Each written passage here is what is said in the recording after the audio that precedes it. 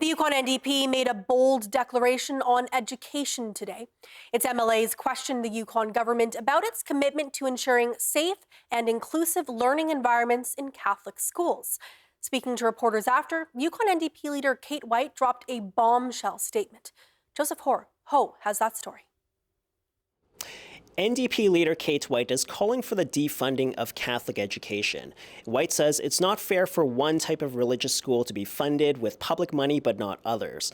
But above all, White says this is about human rights, that there have been too many times where the Department of Education's policies have not been respected, particularly around sexual orientation and gender identity. White's call for defunding Catholic education comes on the heels of the incident at Holy Family Elementary. In that case, the principal stepped away, citing interference and bullying by the bishop.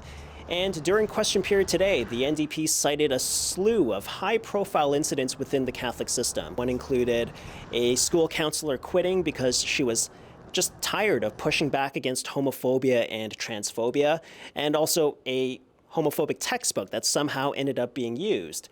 We also spoke to Education Minister Jeannie McLean. She said her job is to implement the Education Act, and that includes working with Catholic partners.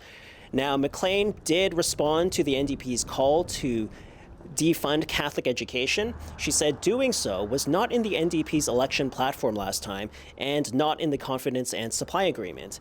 McLean challenged the NDP to run on it in this year's election. The minister also said she doesn't believe in, quote, government on the fly. Joseph Ho, CBC News, Whitehorse.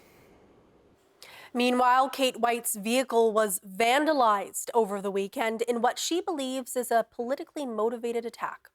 Someone spray painted across the hood and driver's side door of her truck and slashed her tires.